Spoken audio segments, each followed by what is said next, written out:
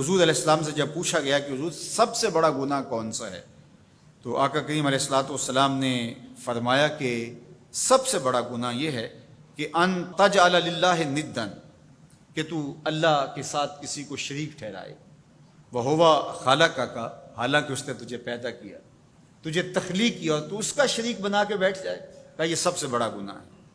تو راوی نے عرض کی کل تو ثم ایو، حضور پھر اس کے بعد؟ تو آقا کریم نے فرمایا ثم ان تقتل ولدک خشیۃ ان یطعم معک، تو بچے کو اس لیے قتل کر دے کہ یہ کس طرح میں اس کو پال سکوں گا، بچے کو ضائع کر دینا، اس کو قتل کر دینا۔ اللہ فرماتا ہے نحن نرزقکم وایاہم، ہم تمہیں بھی رزق دیتے ہیں، ان کو بھی دیں گے۔ تیسری بات حضور نے فرمایا ان تزانی بحلیلۃ جارک، آپ ہمسائے کی بیوی کے ساتھ بدکاری کریں، تو یہ بڑے گناہوں میں سے۔ ہمسایہ ماں جائے کی طرح ہوتا ہے، اس کی دیوار سانجھی ہوتی ہے، اس کی عزت سانجھی ہوتی ہے، اور اگر کوئی شخص طاق میں رہے اور ہمسایوں کے گھر گھس کے ان کی آبرو ریزی کر دے، تو یہ تین بڑے گناہ جو ہیں ان میں سے ایک بڑا گناہ اللہ کے محبوب علیہ السلام نے ارشاد فرمایا۔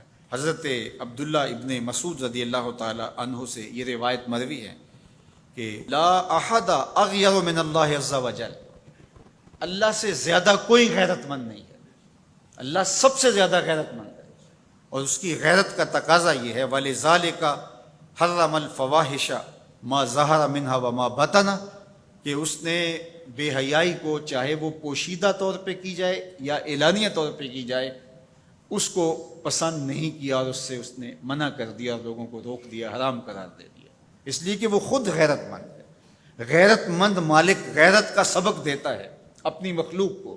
اللہ تعالیٰ قرآن مجید میں ارشاد فرمایا وَلَا تَقْرَبُوا الْفَوَاحِشَ مَا ظَهَرَ مِنْهَا وَمَا بَطَنَ، فحش کام کے قریب نہ جانا، وہ اعلانیہ طور پہ کرو یا وہ مخفی طور پہ کرو۔ تو مفسرین نے لکھا کہ جو بدکاری ہے وہ مخفی فحش ہے، اور شراب نوشی یہ اعلانیہ فحش ہے۔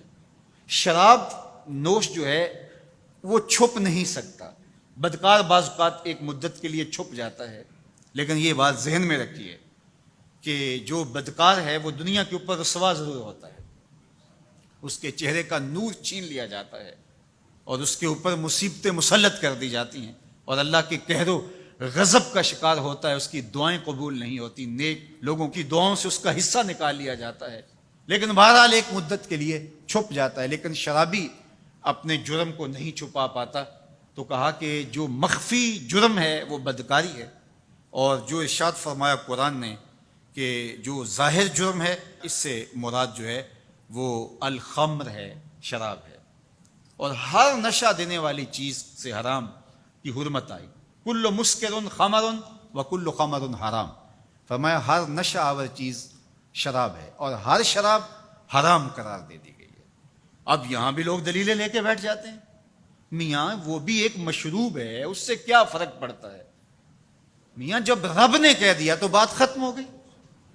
ایک یہودی کے پاس ایک مسلمان مہمان ٹھہرا تو اس نے انگور پیش کیے، تو اس نے بڑے شوق سے لیے، تو تھوڑی دیر کے بعد وہ شراب لے آیا۔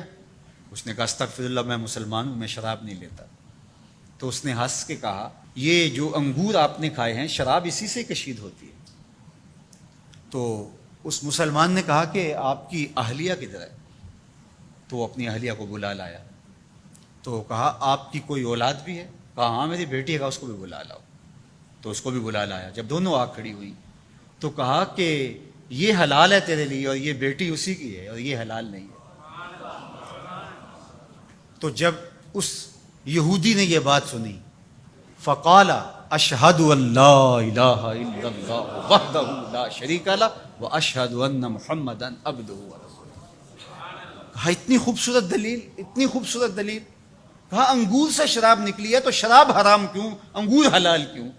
تو کہا مجھے یہ بتاؤ کہ تمہاری بیوی تمہارے لیے حلال ہے، تمہاری بیٹی تمہارے لیے حرام کیوں؟ کہا بات سمجھ میں آ گئی۔ تو میرے رب نے بعض کا تو اس کی حکمتیں ہمارے علم میں نہیں ہوتی، اور حکمت نہ جاننے کی وجہ سے ہم کہتے ہیں کہ یار یہ بات سمجھ میں نہیں آتی۔ یہی تو ہمیں بتایا گیا کہ جو سمجھ میں آئے اس کو بھی ماننا ہے، جو نہیں سمجھ میں آئے اس کو بھی ماننا ہے۔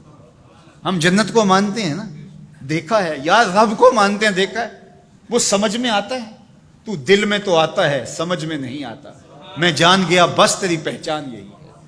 ہم تو سب سے بڑی حقیقت کو بغیر دیکھے مانتے ہیں، بغیر سمجھے مانتے ہیں۔